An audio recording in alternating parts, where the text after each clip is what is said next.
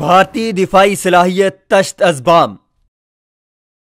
امریکی اخبار new York Times نے انکشاف کیا کہ بھارتی فوج خطرناک صورتحال سے دوچار ہے۔ اگر کل ہی جنگ کا آغاز ہو جائے تو بھارت اپنے فوجیوں کو صرف 10 دن کا گولہ بارود فراہم کر سکتا ہے۔ فوج کا 68% ساز و سامان انتہائی پرانا ہے۔ دونوں جنوبی ایشیائی حریفوں میں 5 دہائیوں میں یہ پہلا فضائی ٹاکرا بھارتی فوج کے لیے غیر معمولی امتحان ثابت ہوا۔ بھارت نے اپنا لڑاکا طیارہ ایسے ملک کے ہاتھوں کھو دیا جس کی فوج کا حجم اس سے نصف اور اس کے فنڈز 1/4 کم ہیں۔ یہ بھارتی فوج کے لیے لمحہ فکریہ تھا جس پر امریکہ خطے میں چینی بالادستی پر نظر رکھنے کے لیے انحصار کر رہا ہے اور اسے امریکی حمایت حاصل ہے۔ امریکی حکام جنہیں بھارت کے ساتھ اتحاد کی مضبوطی کا کام سونپا گیا وہ اپنے مشن کے متعلق مایوسی کی باتیں کرتے ہیں۔ ہتھیاروں کی فروخت اور مشترکہ تربیتی مشقوں کے لیے انہیں بھاری بھر بیوروکریسی کا سامنا ہے۔ بھارتی افواج کے فنڈز انتہائی کم ہیں۔ ملکی بحریہ فوج اور فضائیہ میں تعاون کا فقدان ہے۔ وہ ایک ساتھ مل کر کام کرنے کے بجائے ایک دوسرے کا مقابلہ کرتے اور الجھتے ہیں۔ امریکی اخبار نیو یارک ٹائمز کی تفصیلی رپورٹ میں کہا گیا کہ گزشتہ ہفتے بھارتی اور پاکستانی فضائیہ کے لڑاکا طیاروں کے ٹکراؤ کا خاتمہ بھارتی پائلٹ کے جنگی قیدی بننے پر ہوا۔ پرانا سوویت ساختہ بھارتی طیارہ اس کے پائلٹ کے لیے بدقسمت ثابت ہوا۔ یہ بھی کوئی راز کی بات نہیں کہ بھارتی افواج کو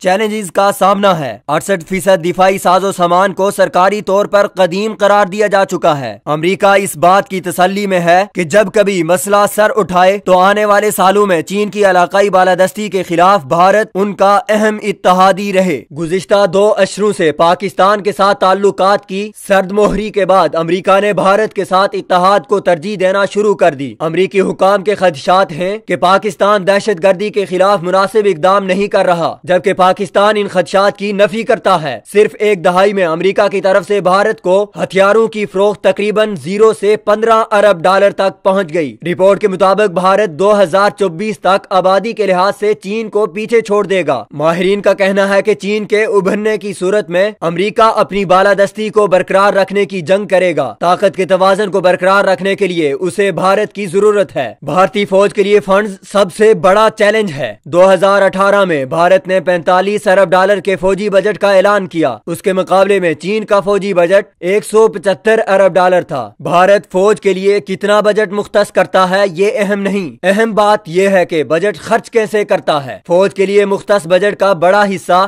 12 لاکھ فوجیوں کی تنخواہ اور پینشن کی مد میں چلا جاتا ہے اور نئے آلات خریدنے کے لیے صرف 14 ارب ڈالر ہی بچتے ہیں۔ فوجیوں کی تعداد میں کمی کر کے جدید آلات کی خریداری آسان کام نہیں۔ بھارت میں بے روزگاری کے بحران میں فوج نوکری فراہم کرنے کا اہم ذریعہ ہے۔ حالیہ انتخابات میں روزگار کی فراہمی بڑا مسئلہ ہوگا۔ اخبار کے مطابق فوجی ساز و سامان کی خریداری سست عمل ہے۔ بھارت میں بیوروکریسی اور کرپشن اس میں رکاوٹ ہے۔ مودی کو رافیل طیاروں کے حوالے سے اپوزیشن کی تنقید کا سامنا رہا۔ گزشتہ روز مودی اپوزیشن پر برس پڑے کہ گزشتہ ہفتے پاکستان کے ساتھ جھڑپ میں رافیل بہتر ثابت ہوتے۔ مودی نے کہا کہ ملک نے رافیل طیاروں کی قلت کو محسوس کیا۔ بھارتی حکام کا کہنا ہے کہ پاکستان نے MiG-21 کو گرانے کے لیے F-16 طیارے کا استعمال کیا۔ اسلام آباد نے اس دعوے کو مسترد کر دیا۔ دوسری جانب پاک فوج کا یقین ہے کہ ان کے پاس نہ صرف جدید دنیا کی بھرپور دفاعی طاقت ہے بلکہ ایمان اور جہاد کی وہ عظیم طاقت ہے جس کے ذریعے بدر، احد، خندق، تبوک اور خیبر میں مادی وسائل کی کمی کے باوجود مسلمان فاتح رہے۔ 22 کروڑ پاکستانی بھی افواج پاکستان کی پشت پر کھڑے ہو کر انہیں حوصلہ دیتے ہیں۔ پاک فوج کا ہر سپاہی شہادت کی تمنا لیے نبرد آزما ہوتا ہے، جبکہ دوسری طرف تنخواہوں اور روزگار کے لالچ میں مجبور ہندو فوجی چتا جلائے جانے کا خوف دل میں لیے ہتھیار اٹھاتے ہیں۔